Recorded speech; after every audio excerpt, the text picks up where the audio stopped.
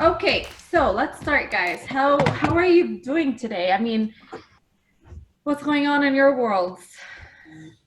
It's been a great morning. I woke up really early, was very productive, got a lot of things done, and I'm feeling very excited for the first, episode of Brunch with Purpose with the two of you guys. I Same think here. this could be a great thing where we can share a lot of experience that's going to be very valuable for people. Same here. Brian, how was your morning? Well, I was the opposite. I slept in, so I'm having a great morning so far. I saw that it was going to rain later today, so I took the dog for a quick walk, and it's been amazing how many joggers and people out pushing their strollers in my neighborhood, more than usual. So I passed a few joggers and cyclists this morning, and we waved to each other. It's kind of like a little club, those who are willing to go outside and brave the elements. So. I'm having a good morning. The dog's having a good morning, and I'm excited to be here with you guys. Amazing. So there's people joining us on Zoom as well. Hello, everybody who's Hey, joining us. everybody. My beautiful Andrea and Edgar. Amazing. Um, So we're here because we want to share, our vulnerable journey so far with COVID-19. I feel like every day is a completely different experience for me. I don't know about you guys, but it's just been an interesting journey, and I thought we can put this video together to just talk about our experience so far, our takeaways, what it's been like, some of the tips of the things we're doing that are keeping us sane or surviving or thriving, as we like to say. Brian, I read recently a post about your experience on Facebook, and it really resonated with me. It was one of my favorite things of what you shared. Can you tell us a little bit about that experience for you? Yeah, thanks, Cecile. So, as you know me, Cecile, I'm pretty practical. I'm pretty logical. I'm a numbers-oriented guy as a money and wealth coach.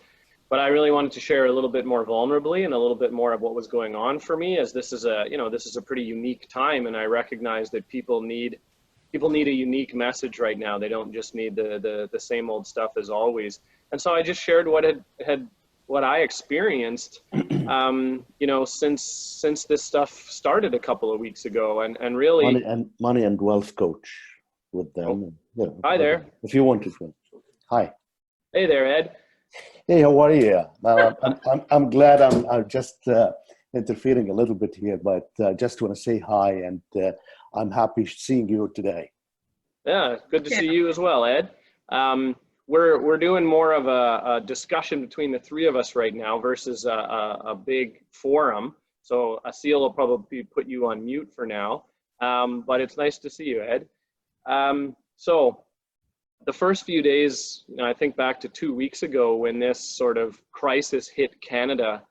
I was really stuck is the best word for it. And I would even say I slipped into a bit of a low-level depression, because I didn't know what to do.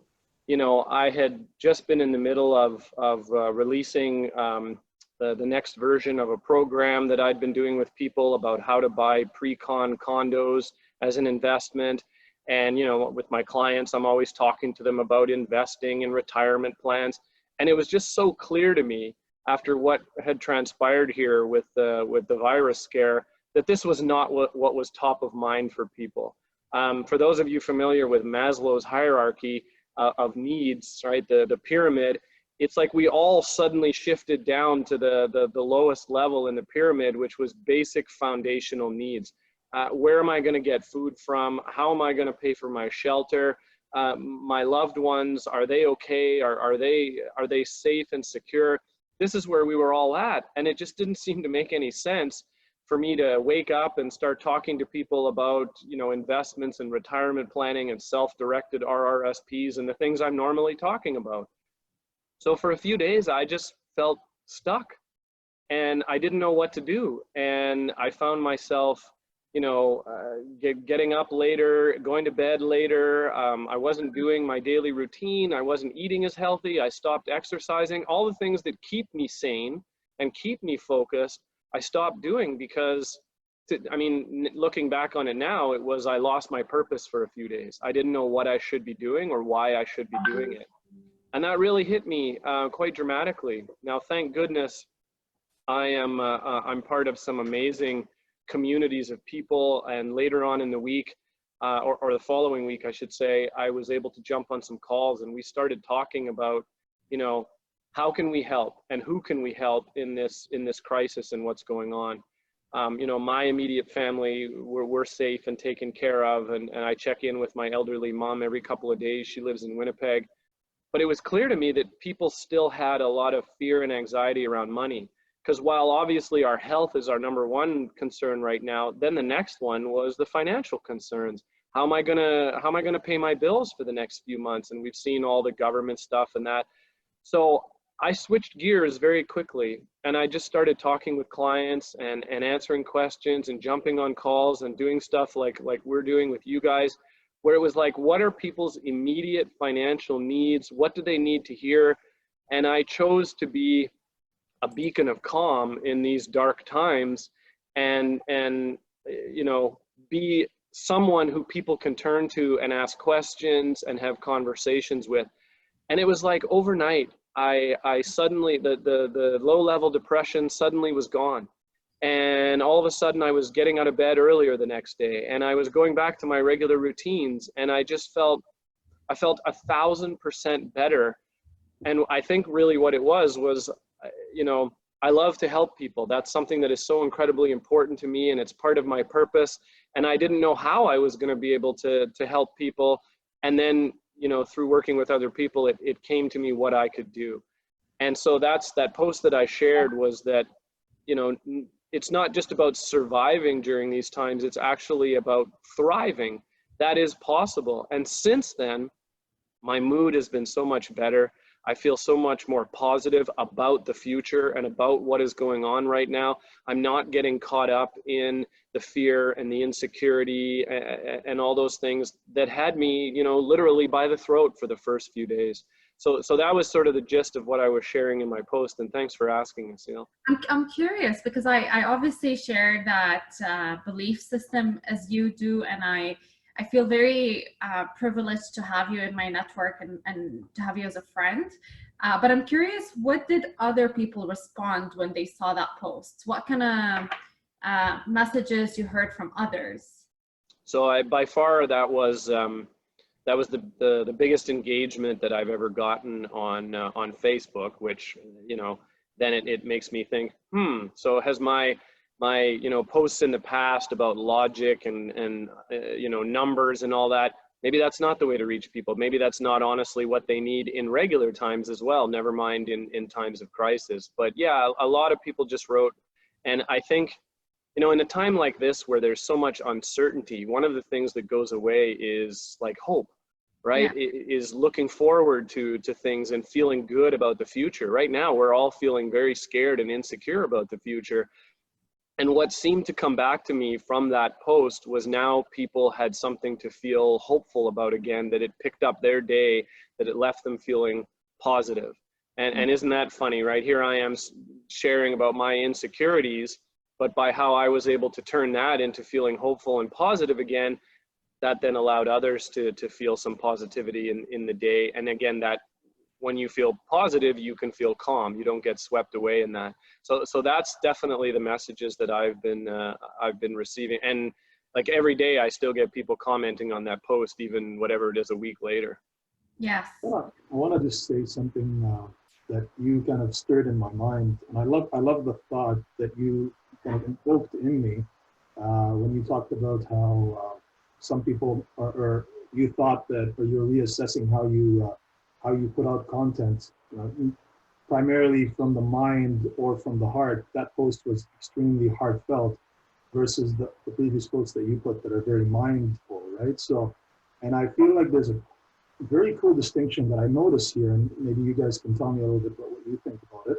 But I feel like when something comes from the mind, there's a time component to it. People can put things on hold. They can listen to it or watch it or read it, or they can put that on hold and come back to it another time. But when it comes to the heart, there's no time component there.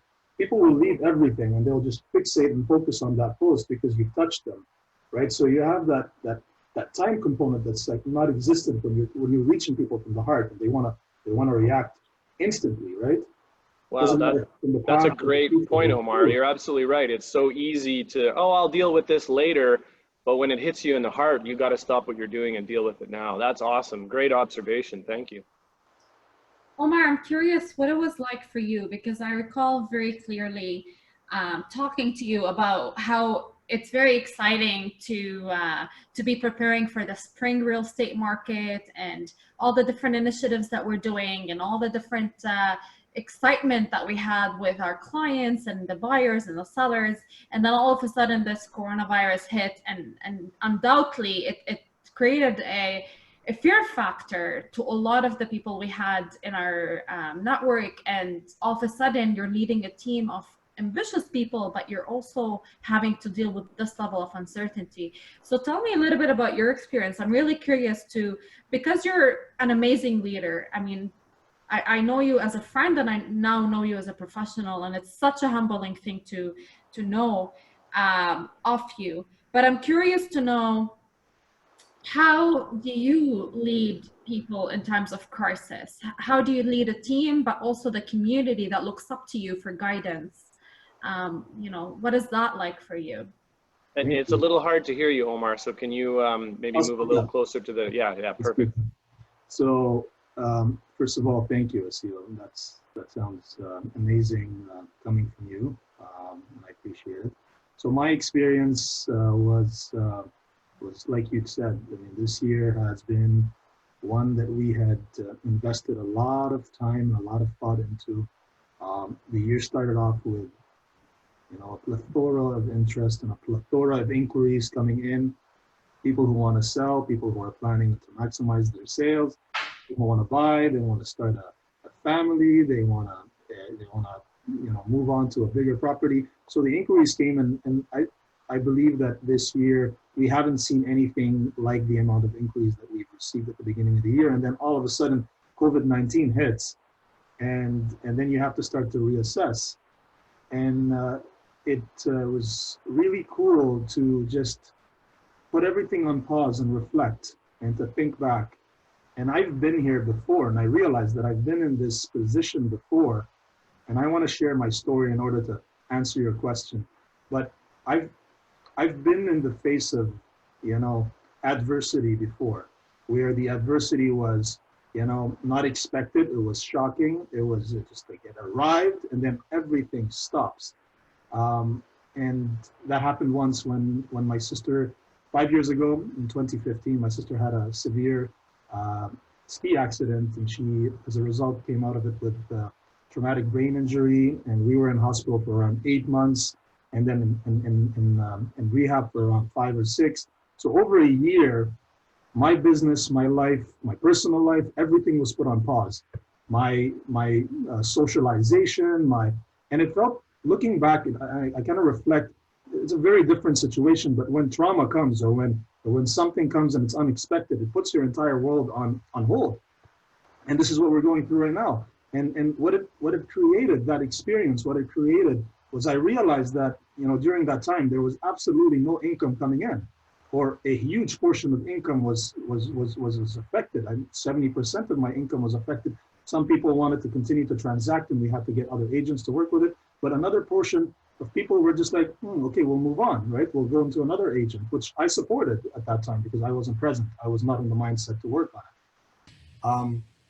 And I realized after the aftermath of this event, I realized that I need to have a team. I need to be able to grow my influence even when I'm not there. I need to be able to you know, dedicate specialists, be able to deal with things even when I'm unavailable. So because of my sister's accident at the time, I realized that I needed to invest my time and my effort into building a strong team. And it was, you know, and it was a very traumatic, a very painful experience that we went to, but it was because of that, and thanks to that accident, that we came up with this evolution. We evolved beyond expectation. It was a year of growth. It was a financial destruction. We went through financial crisis, but But on another level, on a completely different level, we grew so much. And it was thanks to that experience that, now I have a family, a real estate family that continues to grow even faster than I can. So, and I can't help but notice the similarity between these two experiences.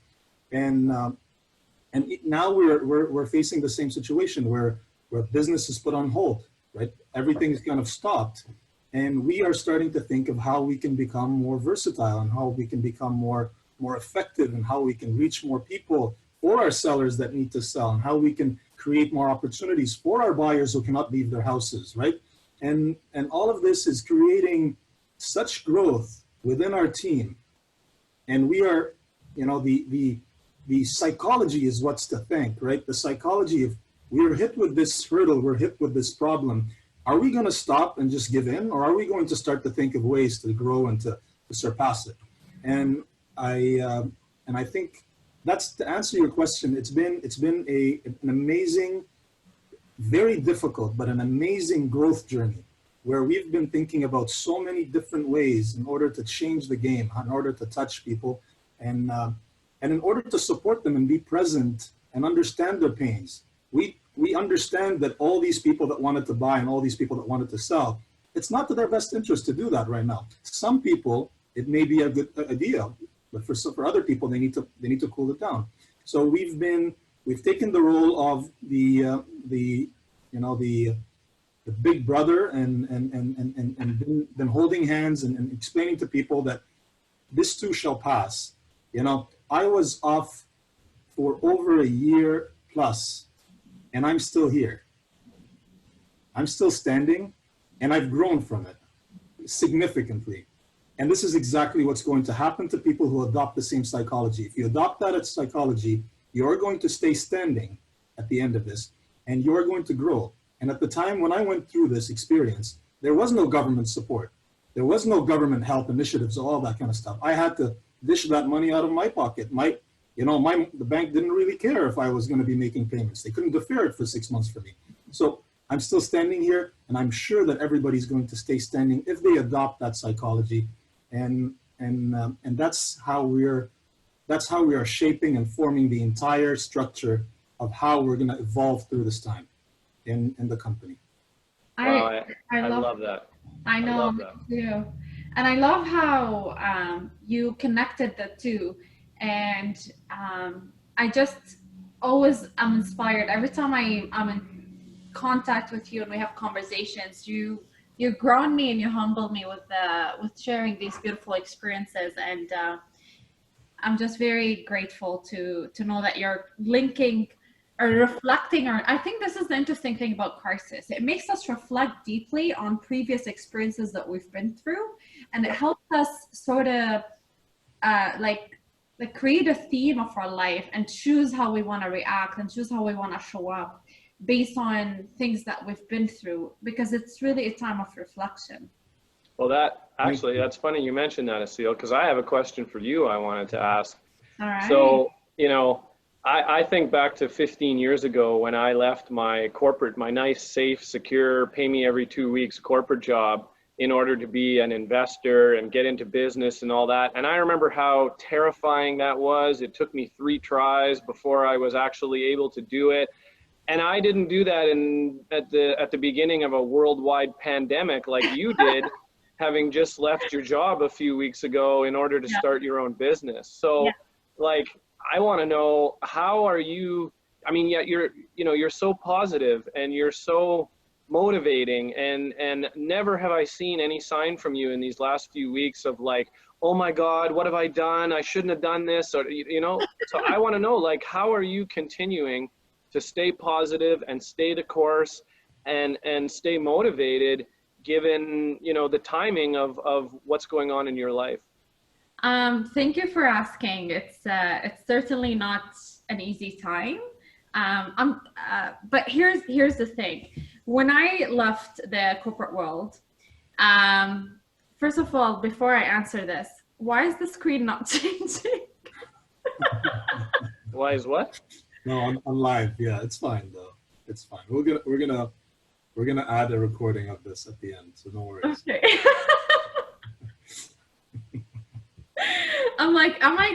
I thought maybe it's my voice is off. Okay, so you guys can hear me. That's all that matters. Because my face doesn't show here. Okay. Oh, it's showing for me. Yeah.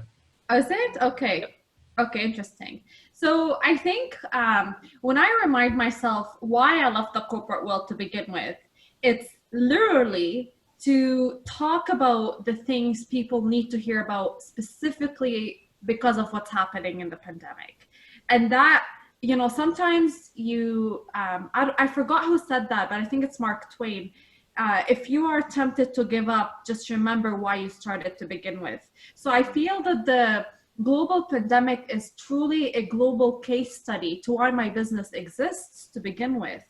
And that's truly what kept me going. It's like, this is more reason for me to keep on my journey. This is more reason for me to want to speak about finance and money and the concept of security and where this comes from and how it's related to our survival and identity and all these different things and how they're intertwined. So if anything, I think the world is going to be more prepared to my business and what I have to offer now that they're going through this experience than they were prior to it. And that keeps me going. So since then, I shifted my focus to from a focus of operations, like logistics and administration and the things I'm creating, and totally immersed myself in a space of service. And I show up every day and I say, who can I service today? Who can I add value today? And I literally go on LinkedIn, I go on Facebook, I listen to people's pain points, and sometimes I reach out and offer certain guidance. I've partnered with Kind Wealth to offer free consultation sessions to people that are hit by COVID-19. And a common theme that I noticed between my story and yours, Brian, is the moment you found a space for you to be of value to others, if the time you found ways to be, to feel that you matter and that you're able to add meaning and have a positive impact in someone else's life, that's when you found the ignition, so to speak, to move on and to continue. And this is the beautiful thing about this whole experience for me. The minute you make this whole pandemic not about you, you'll find a way to make it through. Wow, that needs to be a bumper sticker or something, what you just said right there, Seal. We need to get that message out. Amazing. Thank you. Wow. But this is truly what's been my experience, and I'm super grateful to be grounded and surrounded by incredible people who are similar, who come from a similar mind frame and thought process, because it's not something that you kind of just arrive to that conclusion and then call it a day. It's something you need to continuously remind yourself. I obviously have my own oh shit moments, and I have my own breakdowns. I have my own emotional, ups and downs, but I have amazing friends that remind me what I need to do to keep going, and certainly remind me of who I am, because these times where you experience oh shit moments, it's simply because you've had a diversion away from who you truly are. And the further you are from your truth, the harder it is for you to find courage and the strength and the resiliency to keep going. And I'm so immersed right now in the space of service and adding value and just continuously going in my journey that sometimes I find myself forgetting what we're going through. Like there's days where I'm like, oh shit, we are going through this experience, and sometimes I forget. I love the thought that in the presence of fear, when you stop thinking about yourself, that's the only way you can progress. When you start thinking about others, you just push through that fear.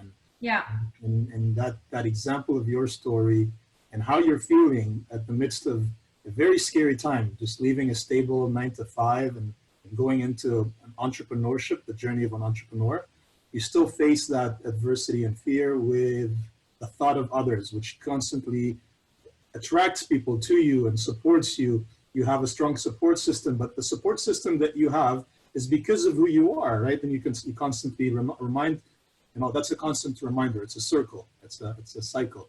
I'm very thankful to be a part of this call and to be within the three of you guys. Brian, I'm very also curious about you, and I know that you're an investment coach, and you've helped people make tremendous wealth, build tremendous wealth. And I've heard testimonials about you from people when I've heard you speak before. So I'm very curious to know, you know, in your past, if looking back, what was the most momentous, investment decision that you've made, and what do you accredit that to? Did it have to do with timing? We're in a very difficult time right now. Is that something that we can take advantage of? What kind of hints would you give everybody who's sitting here watching, thinking that, you know, now may be a good time, but it's still uncertain and we're still afraid? That's a great question, Omar. And before I answer that, I just want to point out one other thing I got from a sales share. She said that, you know, in the beginning when she first started her business, it was all the logistics. And I know exactly what that's like. Like, oh, I got to get a website and I got to do business cards and I got to write my curriculum and I have to have the perfect catch line and all this sort of stuff. And you ignored all that and you jumped into who can I serve and how can I provide value?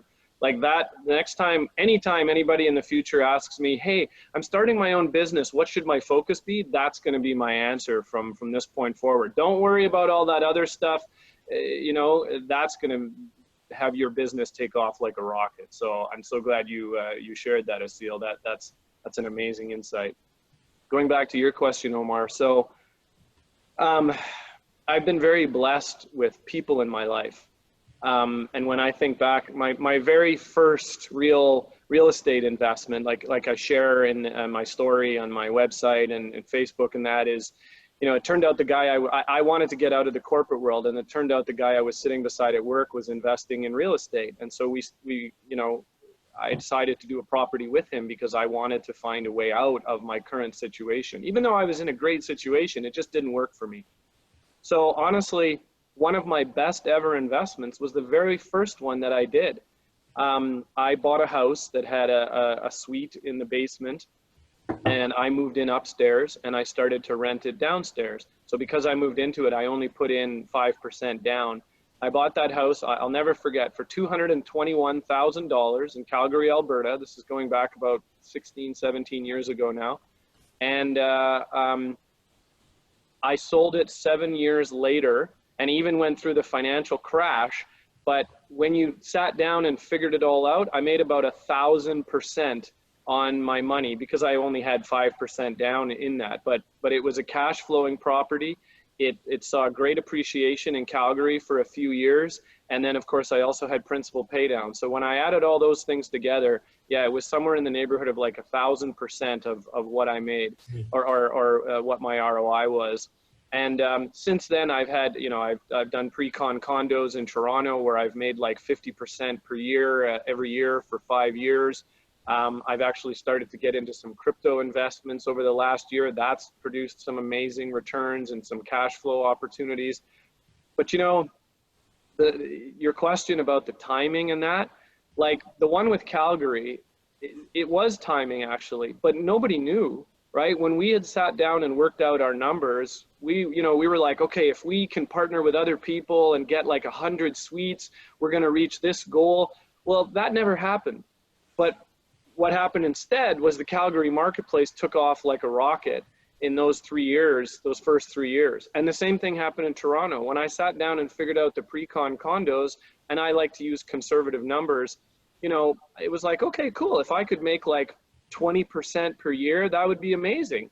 And then I wind up making 50% per year. But I didn't see that coming. And that's so many people that I know in the investment world, it's about, you know, they're trying to time the markets. And that's what a lot of people are doing right now. They're trying to time the markets. They're trying to predict what's going to happen. And nobody can predict what's going to happen. You know that in real estate, right?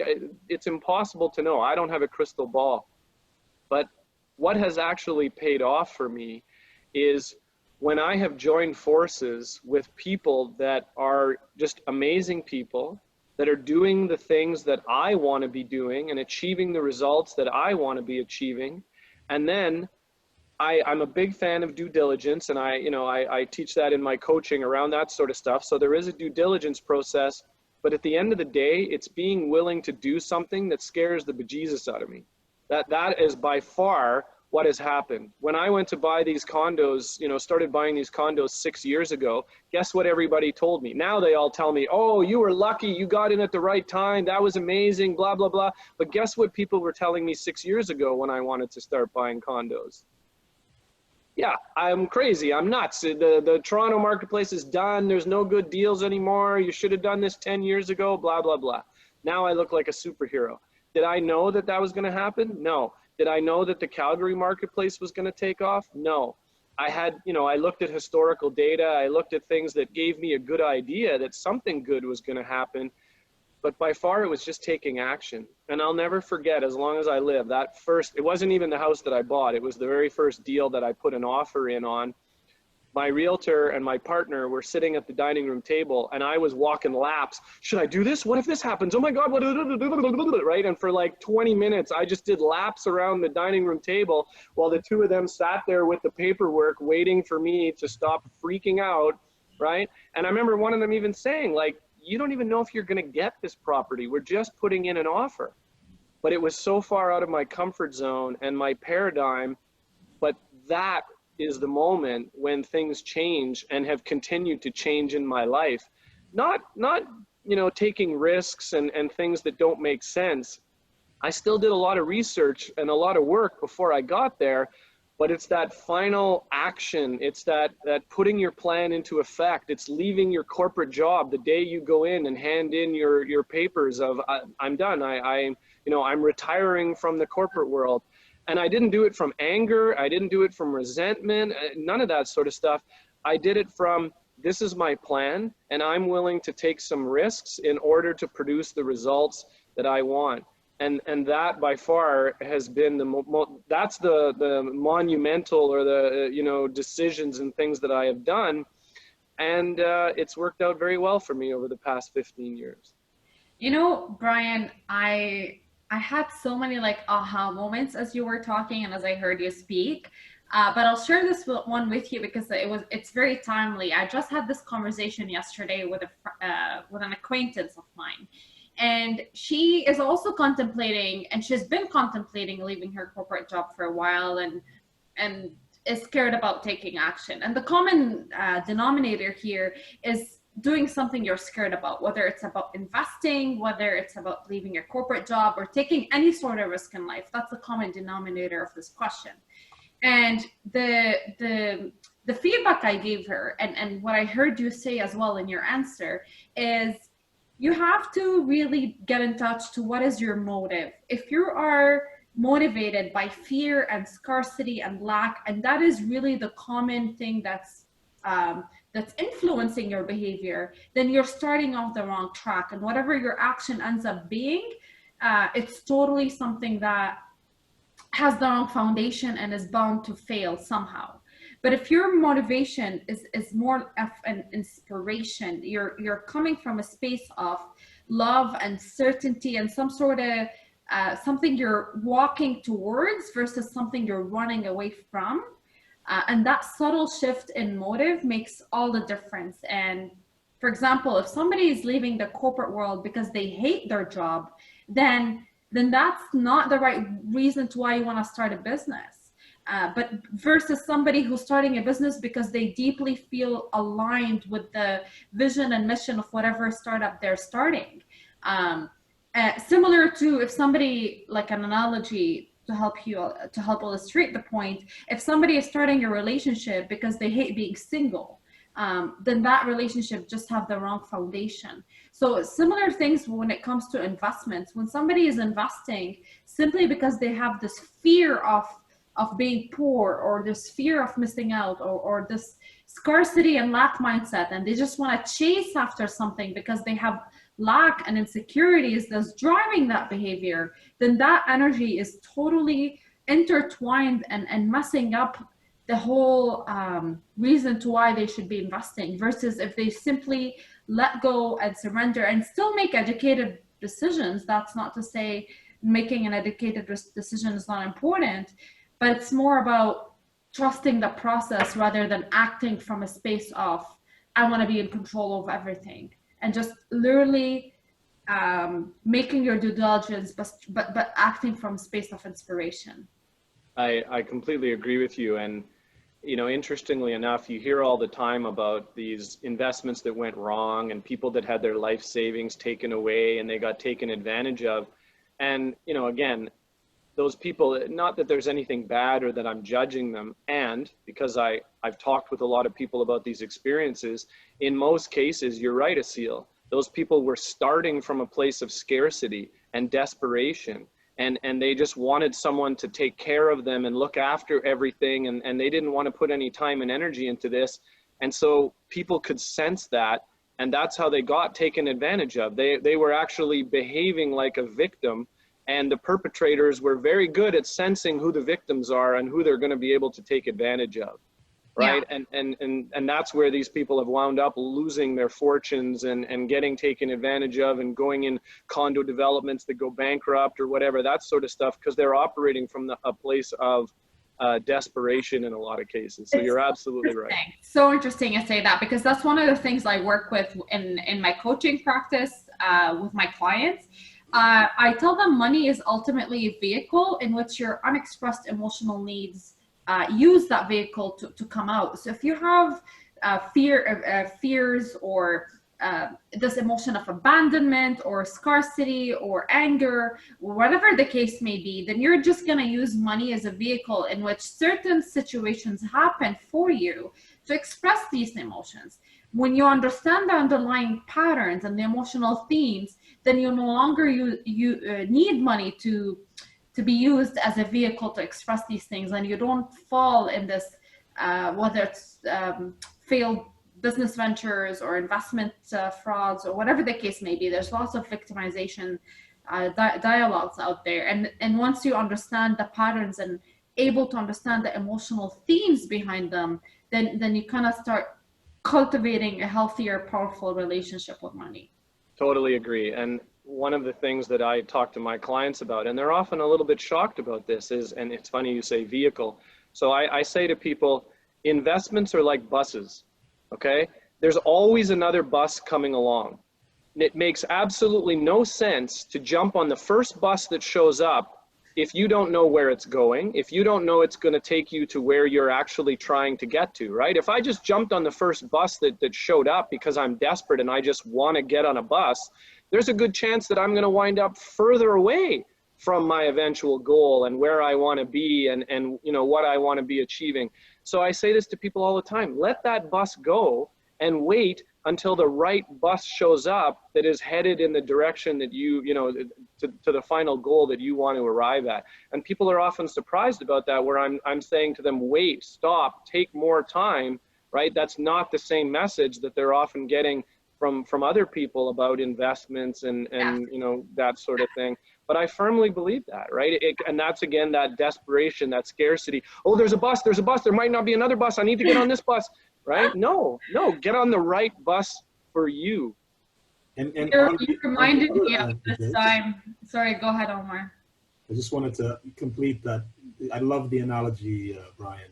And on the other side of this as well, there are some people that are paranoid and they're afraid and they're petrified and they're like, how many stops is this bus gonna have? Have they done their air check? Their tires are checked? Did they change their filters? Did they, you know, and then they stay standing in the bus stop waiting for the bus that never comes, right?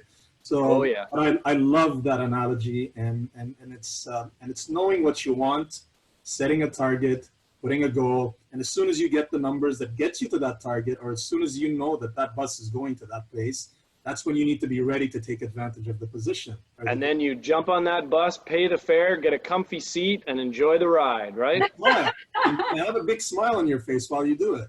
That's right, and trust the process. I mean, it's not going to be a smooth ride. It's bound to have bumpy road rides along the way, but these are the times where you grow, and every bump you come over is just another lesson to further look into your alignment and your energy and all your thought process and whatnot. But having said that, Omar, I know that you're one of those people who have amazing positive attitude and mental strength and stamina that gets you through the hardest time and the biggest bumps. So do you have certain patterns or routines or certain things that you hold closely to help you in these rough times? And if so, what are they? That's a good question, Asil. And I'm full of good questions, Omar. I couldn't hear you. What did you say at the end? I'm joking. I said I always have good questions. That's a good question. Yes. You know what I call you, right? What? I call you a butterfly. Yes. With your positive questions flapping around. So anyway, so I've been through some really tough times in the past, and I felt that routines were the biggest way out of these tough times. Creating new habits, and it's very different for everybody. There is no one set routine, and it's also been very different for me in different stages of my life and very different experiences in my life. But I do think that, you know, when fear comes, or when pain is available, or what is in your life, we start to focus in other places, and we need habit to keep our focus in the right place, and that's the benefit of a routine. So, you know, I can mention many, but the truth is, Asil, at this time, the simplest of routines are the ones that I use. Just before I go to sleep, before I close my eyes, I just think, what am I thankful for? And I just think of a couple of things that I'm really thankful for, and I go into sleep with that positive energy in mind. When I wake up, I just wake and I stretch a little bit. And to me, at this stage of my life, I'm good with these routines. But I know that when I was, you know, when I was at the bottom of my of my state, I had developed some very strong routines. I mean, when I was, just an example of one of the hardest experiences in my life was when my sister was in an accident, and when we spent 8 months in hospital. There was a little chapel in the hospital, and you know, I'm not Christian, but walking into that chapel, you just absorb so much positive energy, knowing that this is a sanctuary where people come and they try to get close to God, or try to get close to, whatever God is to them. And I would go to that chapel multiple times a day, and I would close my eyes, and I would just get into that state of calm, a meditative state, and then I would imagine myself walking towards, you know, a fortress, and there was a split of two ways, and I would, in my mind, the right way was that my sister was going to be safe and she was going to survive, and the left way was that she wasn't. And I'd walk through, and I'd walk into, and I'd see this big door, and I'd push that door, and that was all a mental exercise to me that would center me and would focus me. And I would push through that door. Doesn't matter how hard it is, doesn't matter how difficult it is. I felt that I had a impact in how things were going to happen for her. So I would push through that door, and then I'd get into this passage, and I looked into my right. There was 2 panes of glass, and I'd look into my right, and I'd imagine all the things that I wanted to see in her life. So I'd imagine her getting married, and me walking her down the aisle.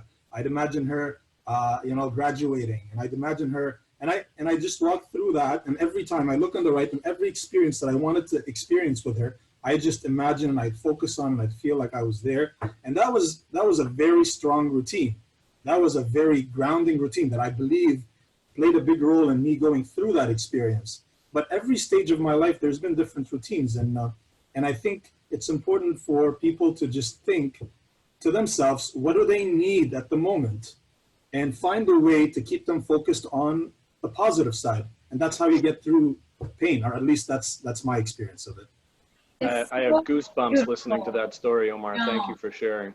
I know, I have goosebumps too, and I've listened to it before, and I've heard it before, but every time I hear you speak about it, you take me on that journey with you, and it's so humbling, and I'm so grateful to be privy of that experience with you.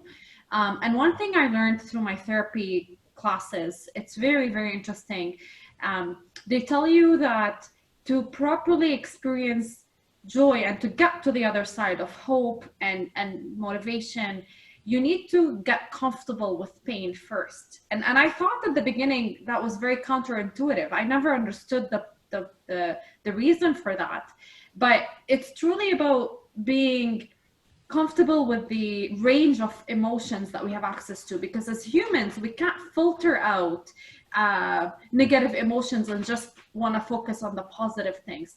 It's either we experience it all or we don't experience anything at all. And Seal, have you seen that Disney movie Inside Out? We were talking about that a few months ago. I haven't yet, but you know what? Maybe today is the day. Like, so we've all got time on our hands, right? We're all trapped at home. So I'm not a big Disney movie. I don't have kids. You know, the dog could care less. But I wanted to jump in because somebody told me I read it in a book about that movie, and I watched it, and it brought me to tears. Because it's exactly what you just described. So, and they do it in Disney style. It's amazing, the storyline and the characters, and it's funny and all that. But it's totally talking about what happens when we don't engage all of our emotions, and how everything starts to crumble and you lose out on everything. You can't just pick happiness and joy and confidence. That's not the way it works, right? You have to also embrace those other emotions, and in fact that's where that growth can happen, like Omar has shared in a couple of his stories, right? Is when we get into pain and sadness and anger and fear, that's where the growth is available in a lot of cases. So I'm so glad you brought that up, especially in a time like this where people are experiencing the more negative emotions.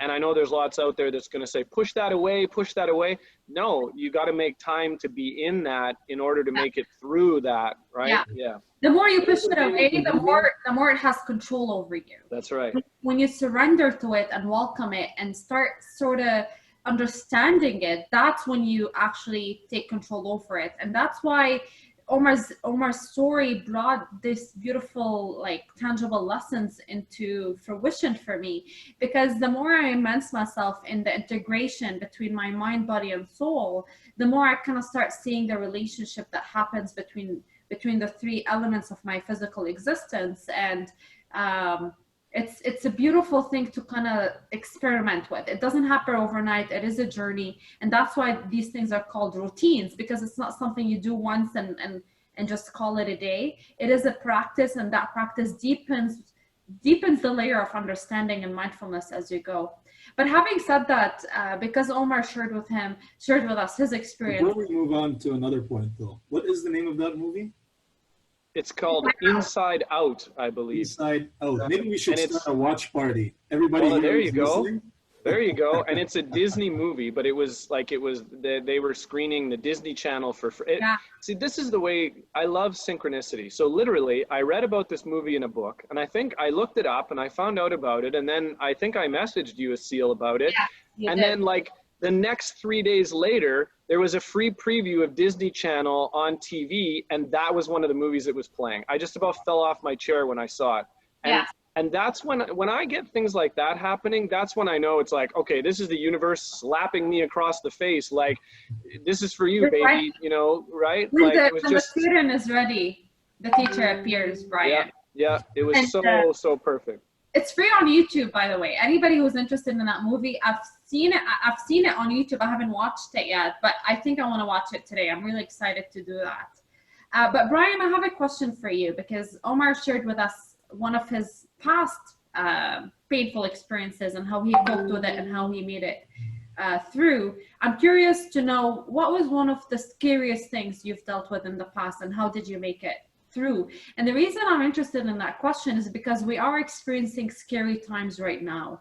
And when we remind ourselves of the crazy things we've already been over in our past, it just reminds us of how strong we truly are, because you never know how strong you are until being strong is your only option. And right now it is truly our only option. And I'm curious to know, what has some of the past experiences been like for you? Wow, there's another one for someone to write down. You don't find out how strong you are until strength is the only option. You are full of questions and just great, like, one-liners today, Asil. You're knocking it out of the park. Every day, man. She always has these one-liners. What's that, Omar? She always has these one-liners. She has access to a repertoire of thousands of them. So totally. So I knew you were going to ask me about this one, Asil, and I was thinking about this, and you know, I was trying to think of, like, moments when I was, like, in fear, like irrational fear, where it just overtook me. And one of the situations that stands out for me, this is a long time ago when I was traveling. And long story short, I was in Indonesia, and my girlfriend and I did a boat trip to go to the Komodo Islands to see the Komodo dragons, because I love stuff like that. I always loved dinosaurs and stuff when I was a kid. And these things are like dinosaurs, if you know anything about them. So we had done this boat trip for several days with this crew of local guys from Indonesia, and there was a whole big group of us tourists. And we got to the final island, and there was again, long story short, there was a bit of a mix up with things, and we felt like we were getting ripped off about something. And so a group of us decided, we paid for this trip. We're going to sleep on the ship. We're not going to go and get a hotel room and have to pay again. And if you've been to Indonesia, there's a lot of that goes on. So anyway, long story short, we're moored in the harbor on the boat. You can't get to land. The only way is in these little dugout canoes or swim. And so we're going to stay on the boat and sleep. But then as it got dark, and I started to realize that, like, the guys on our boat, we'd known for a few days, we'd gotten to know them, but all of a sudden, these other guys from other ships just started showing up on our boat, and they would silently paddle up in these dugout canoes and climb the rigging onto the boat. So you're in the dark, and all of a sudden these guys are showing up on the boat, and they're now, they're off from their work, and they're drinking and playing cards and smoking. And it just, and I can feel it in my chest just talking about this. It just became very clear to me that the mood had dramatically changed. And I was sitting there thinking, what's going to happen if one of these guys decides that they want to rob us, or he wants to assault us, or my girlfriend, or the other women that are on the boat, or men? Like, what the hell are our options? What are we going to do? And I became incredibly scared, and I felt this responsibility for, I had put myself and these other people in danger for a really stupid reason, just to save a few dollars for a hotel room. And now, we've put ourselves at risk, and we've put ourselves at jeopardy. And I didn't sleep a wink that night. I lay there on the deck of the boat on our little mattress with my jackknife under my pillow, just ready and waiting to see if something was going to happen.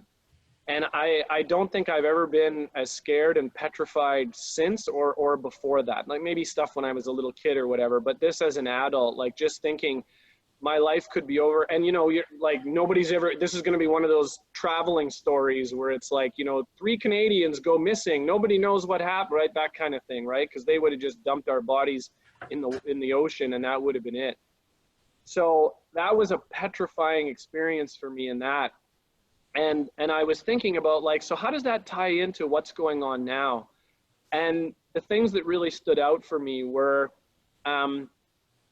choices leading up to that situation, right? Things where I ignored common sense, and I made choices based on, again, the scarcity emotions, right? Not going out and paying a few dollars to stay at a hotel because I felt like I was being ripped off by, we'd paid for this boat trip. It included that night on the boat. Why should I have to pay more? Blah, blah, blah, that kind of negative scarcity attitude. And the people the people on our boat who had just decided to go and stay in the hotel were now, sleeping soundly, having a great meal, going out for a few drinks, and we're on this boat freaking out, petrified. So it just really reinforced for me. And the other thing about it was uncertainty. That was the other thing that was very clear to me that's consistent with what's going on now, was that uncertainty and feeling out of control, right? All these they were almost like invisible, like ghosts or something showing up on this boat. And right now we're facing this invisible virus, right? That we can't see, we can't do anything about, we feel helpless. You never know where it's going to come from. Like, it really brought back that memory of being in that particular situation. And in the end, all that I could do was, number one, stay focused on what was in my control. So, one of the things that I tried to do was talk to everybody, come up with a plan, who could swim, who couldn't, if we needed to jump off the boat. I was sort of, like, as these guys would show up on the boat, I would introduce myself, get to know them a little bit, like I was focusing on taking control of what was in my control rather than worrying about what wasn't in my control. And then the other thing was I made a pledge and a promise to myself in that situation that I would never be that reckless and petty and stupid again in my decision making.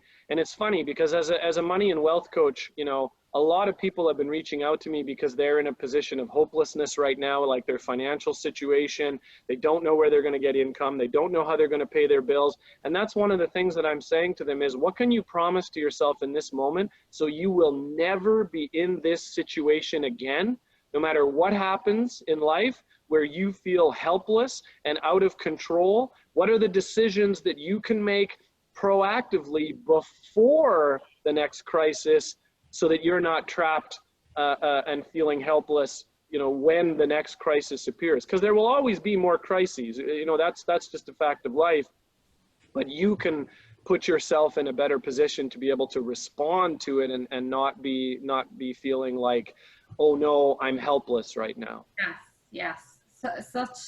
Such beautiful things we shared today, and I want to be mindful of the time. We have 3 minutes to wrap up. So thank you for sharing that story, Brian. It's so beautiful how you tied in a life experience to what's happening today and found the parallels between these experiences. It's truly amazing when we remind ourselves about the things we've been able to overcome already, that just ignite that strength that we know we internally have and sometimes lose sight of. So maybe we'll do a quick 30 seconds giveaway for the beautiful people who are watching us. 30 seconds. What's your last words? Let's do Omar, Brian, and then myself. Yeah, no, thank you guys for watching us. And for those of you who are going to be watching the recording, we hope you enjoyed it.